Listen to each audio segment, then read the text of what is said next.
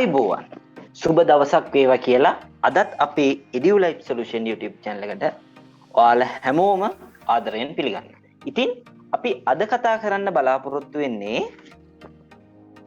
data mining සහ warehousing කියන video series එකේ දෙවෙනි වීඩියෝ එකත් සමගයි.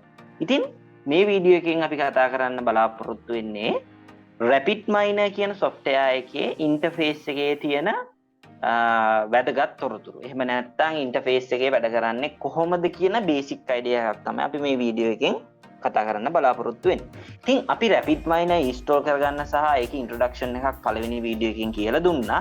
මේ වීඩියෝ එකේ අපි දැන් කතා කරන්න බලාපොරොත්තු වෙච්ච බේසික් අයිඩියා ටික මම ඔයාලට අද කියලා දෙනවා. ඉතින් අපි යමු වීඩියෝ එකට.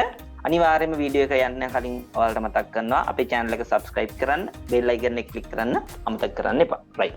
අපි මෙන්න මේ විදිහට install කරගත්තාන් පස්සේ RapidMiner මෙන්න මේ විදිහට අපිට interface එකක් එනවා. interface එක ආවන් පස්සේ මෙන්න මේ විදිහට welcome to RapidMiner Studio කියලා pop-up message එකක් එනවා. මේ pop-up message එක ආවන් පස්සේ ඔයාලට මෙතන models ටික ඔක්කොම පෙන්නනවා. මෙතන ඔයාලට template එකක් අරගන්න ඕන නම් මෙතන ටෙම්ප්ලේට් අරගෙන ඔයාලට ඔයාලගේ database එකක් හරි data set එකක් design කරගන්න පුළුවන්, analyze කරගන්න පුළුවන්, chart ඇඳගන්න පුළුවන්, operationalization කරගන්න පුළුවන්, web analyzation කරගන්න, මේ හැමදේම කරගන්න පුළුවන්.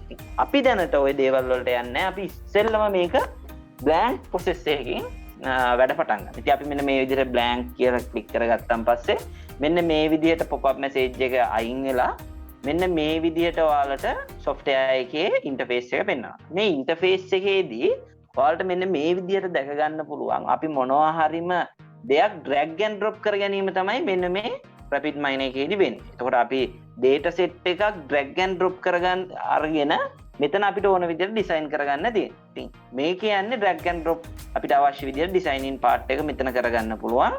ඊට අමතරව මොනවා හරි data set එකක් import කරගන්න ඕන නම් මෙන්න මෙතන import කරලා ඔයාලා database එකකින් ගන්නව නම් එයා message එකක් අහනවා where is your data, කොහෙන්ද ඔයාලා data ගන්නෙ, ඒක ඔයාගේ my computer, ඒ කියන්නේ ඔයාගේ this PC එකෙන්ද, එහෙම නැත්නම් database එකක් තියේද, ඒක අරගන්නවා. ඒක අපි මෙතනට ගිහිල්ලා අපිට මෙතන click කරාම ඕන නම් මෙතනින් අපිට ගන්න පුළුවන්. අරගෙන next කර ගිහිල්ලා අපිට data set එක ගන්න පුළුවන්. මම අවශ්‍ය නම් මම දැනට data set එකක් ඔයාලට අරන් පෙන්නන්නම්. මෙන්න මෙතනින් අපි ගමු desktop එකේ තියෙනවා මම data set එකක් ගන්නම්.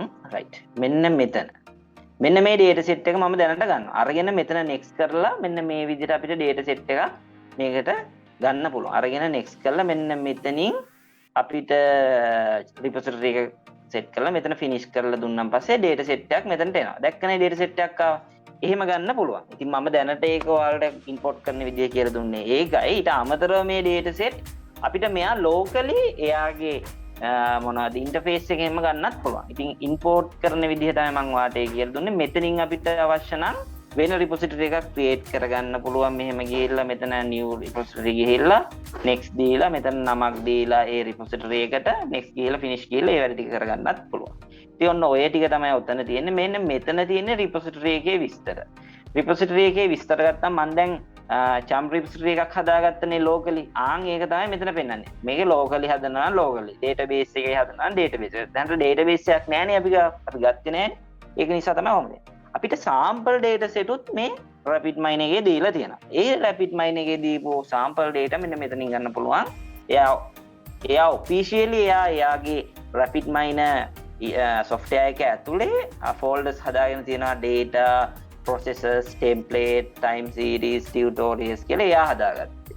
මේක ඇතුලෙත් ඔයාලට data ගන්න පුළුවන්. මම එක data එකක් පෙන්නන්නම්. මේ මෙතන තියෙන අපිට ඕන Titanic නැවේ කියන්නේ ඒක. සෝන ඒක ගන්න පුළුවන්. Titanic training අපිට අවශ්‍ය දෙයක්. දැන් අපි Titanic ගන්න ඕන නම් අපි මෙතන Titanic ටික කරාම Titanic එකේ data set එක මෙතන පෙන්නනවා. හරිද? ඉතින් මේ විදිහට ගන්න පුළුවන්. ඉතින් ඔන්න ওই විදිහට හැම data set එකක්ම මෙතනින් ගන්න පුළුවන්. ওই ටික තමයි අතන. මෙතන තියෙන්නේ operators. අපි කියමු operators, අපි කියමු sorting operator එකක්. short කරන්න අවශ්‍ය නම් අපිට මෙතනින් short operator එකක් ගන්න. ඒ short operator එකක් අරගෙන drag and drop කරගන්න තියෙන. ඉතින් හරිම ලේසි. අපිට මොනවා හරි දෙයක් ඕන නම් ඒක drag and drop කරගන්න මෙන්න මෙතනට ගිහිල්ලා මෙතනින් drag and drop කරගෙන ඒ වැඩ ටික කරගන්න පුළුවන්. ඉතින් හරිම ලේසි. ඔන්න ওই විදිහට තමයි operators. ඊට මේ ඔපරේටර්ස් එකක් ආව මෙතන ෂෝට් අපි මේ පැරාමීටර් එකක් නේ අපි ගත්තේ. මෙතනින් වැටෙනවා පැරාමීටර් කියලා. ඒක පැරාමීටර් එකේ අපිට අවශ්‍ය නම් මෙතන පැරාමීටර් එකේ මොකක්ද එන්ටර් කරන්න ඕන ඇට්‍රිබියුට් වැලියු එක. එතකොට ඒක ascending ද descending ද කියලා අරගෙන මෙතන ඇප්ලයි කරගන්න පුළුවන්. ඒ දේවල් ටික එතන තියෙනවා.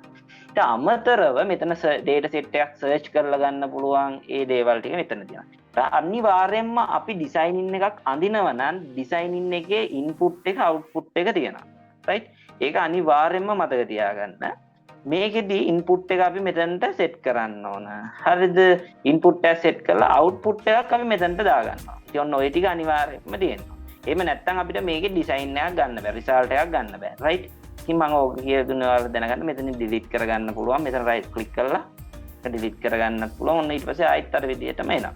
ඉතින් ඔන්න ඔය ටික තමයි ඕකෙදි කතා කරන්න තියෙන්නේ. ඊට අමතරව මෙන්න මෙතන views icon එකේ මෙතන designing resource දැන් අපි ගත්තනේ අතන Titanic data set එක මෙතන chum එක අපන් අයින් කරන්නම්. ඒක තිබුණත් කමන්නේ අපි මෙතන Titanic එක ගත්තනේ. දැන් මෙතන Titanic එකේ තියෙනවා example 1309 examples කියලා තියෙනවා. ඒ කියන්නේ මේ පහළද රෝ ඒ කියන්නේ මේ පහළ set එකේ ටික ගන්න පුළුවන්. ඒ කියන්නේ rows ප්‍රමාණය කොච්චර තියෙනවද කියලා අපිට එතන example එකේ පෙන්නනවා. මේ පැත්තට තියෙන column. කියන්නේ attributes ගන්න 12යි කියලා. මේ තියෙන 12යි attributes 12ක් තියෙනවා. ඒ 12 අපි columns විදිහට තමයි ගන්න. ඕනම දෙයකට අපි එහෙමයි ගන්න. ඉතින් මෙතනින් අපිට ඩිසයිනින් එක රිසල්ට් එක ගන්න පුළුවන්. මේ දෙක නම් අපිට දැනට වැඩක් නෑ. අපි ඉස්සරහදී වැදගත් වුණොත් මේ දේවල් කතා කරමු. මේක අපි ඩිසයිනින් එකක් ඇඳනම් අපිට මේ ඩිසයිනින් එක රන් කරගන්න මෙන්න මෙතනින් රන් දුන්නා නම් රන් වෙනවා. ඊට ස්ටොප් කරන්න ඕන නම් මෙතන ස්ටොප් කරගන්න පුළුවන්. මෙතනට ගිහිල්ලා වුණත් අපිට process කරලා run කරන්න පුළුවන්. එහෙම නැත්නම් keyboard එකේ F11 එකෙන් අපිට run කරගන්න පුළුවන්. save කරගන්න ඕනේ මේවා නම් සාමාන්‍ය ඔයාලා software එකේ දන්න දේවල්. ඒ ඔන්න ඔය දේවල් තමයි අපිට මේ RapidMiner එකේදී කතා කරන්න තියෙන්නේ. ඉතින් RapidMiner කියන software එක ගොඩාක් වැදගත් වෙන්නේ ඔන්න ඔය දේවල් නිසා. ඉතින් ඔන්න ඕ දේවල් manage කරගෙන ඔය හැමදේම කරන්න තමයි මෙන්න මේ data set එකක් වැඩ කරගන්න ඔන්න ඔය දේවල් ටික අදාළ වෙනවා. ඉතින් අමතරව අපි මේ RapidMiner software එකක් run කරනකොට බලාපොරොත්තු වෙන ideas කිහිපයක් තියෙනවා. ඒකේ එකක් තමයි අපිට මේක importing කරගන්න පුළුවන් data. visualizing කරගන්නත් පුළුවන් data. ඊට පස්සේ model create කරගන්නත් පුළුවන්. මොකක් හරි model එකකට apply කරන්න ඕන නම් data ඒ දේවල් කරගන්නත් පුළුවන්. model එකක් evaluate කරගන්නත් අපිට මේ RapidMiner කියන software එක යොදා ගන්න පුළුවන්. ඉතින් ඔන්න ඔය දේවල් තමයි අපිට basic මේ RapidMiner එකේදී කතා කරන්න තියෙන්නේ. අමතරව මොනවා හරි දෙයක් ඔයාලට දැනගන්න තියෙනම් මේ මං කිව්වට අමතරව ඔයාලට zoom in out කරන්න එක හැමදේම තියෙනවා. ඔයාලට දැනගන්න මොනවා හරි දෙයක් තියෙනවා නම් පහළ comment section එකේ comment එකක් දාන්න. අනිවාර්යෙන්ම අපි ඔයාලා අහන ප්‍රශ්න වලට උත්තර දෙන්න බලාපොරොත්තු ඉන්නවා. ඉතින් අපි ඊළඟට කොහොමද data set එකක් අපි මේක designing එකක් ඇඳලා data set එකක් run කරගන්නේ කොහොමද කියලා අපි ඊළඟ වීඩියෝ එකකින් කතා කරමු. හැබැයි අපි next වීඩියෝ එකකින් බලාපොරොත්තු වෙනවා මම පළවෙනි වීඩියෝ එකේදී කිව්වා වගේම මම මෙතන කතා කරේ rapid data mining සඳහා යොදා ගන්න RapidMiner එක ගැන විතරනේ. ඊට අමතරව කතා කරන්න තියෙනවා මොනවද මේ අපේ වෙකා කියන software එක ගැන. ඉතින් වෙකා කියන software එක ගැන අපි ඊළඟ වීඩියෝ එකේදී කතා කරනවා. ඒ වෙකා කියන software එක ගැනත් කතා කරලා ඒක introduction එක සහ installation එකක් දීලා එතනින් පස්සේ අපි data mining ගැන කතා කරන්න යනවා. මේ softwares ටික use කරලා කොහොමද අපි data set එකක් pre-process කරන්න තැනට දක්වා යන්නේ කොහොමද design එකක් අඳින්නේ කොහොමද result එකක් බලන්නේ කොහොමද මේ දේවල් කතා කරන්නේ. ඉතින් මේකෙදි මම data set එක මේ විදිහට මම අර ගත්ත data set එකේ Titanic එක තමයි මෙතන තියෙන්නේ. මෙතන අපිට static එක ගන්න පුළුවන් මේ විදිහට. visualizations ගන්න පුළුවන් මෙන්න මේ විදිහට. මේ හැමදේම තියෙන annotations ඒ දේවල් ටිකක් තියෙනවා. ඉතින් අපි ඔන්න ඔය දේවල් ටික තමයි අද වීඩියෝ එකේදී කතා කරන්න බලාපොරොත්තු වෙන්නේ. අපි ඊළඟ වීඩියෝ එකෙන් කතා කරන data mining සඳහා යොදා ගන්න විකාශ software එක ගැන. එතනින් පස්සේ අපි data mining part එකට එනවා. ඉතින් අනිවාර්යයෙන්ම කියන්න තියෙන්නේ මොනවා හරි ගැටලුවක් තියෙනම් comment section එකේ comment එකක් දාන්න. මොනවා හරි දැනගන්න තියෙනම් අනිවාර්යයෙන්ම අපි පුළුවන් හැම වෙලාවෙම ඔයාලට support එක දෙන්නම්. channel එක subscribe කරන්න අමතක කරන්න එපා. bell icon එකත් click කරන්න සහ යාළුවන්ට data science පැත්තට එන්න ආස ඉන්නව නම් campus හෝ job එකක් කරන කෙනෙක් හෝ ඊට අමතරව school වල ඉන්න අපේ නංගිල මල්ලිලා ඕන කෙනෙක්ට මේක share කරන්න. එයාලට ඉගෙන ගන්න පුළුවන්. ඉතින් ඊළඟ වීඩියෝ එකෙන් හමු වන බලාපොරොත්තු ඇතුව අපි අදට ඔබෙන් සමු ගන්නවා. ඔබ සැමට ස්තුතියි.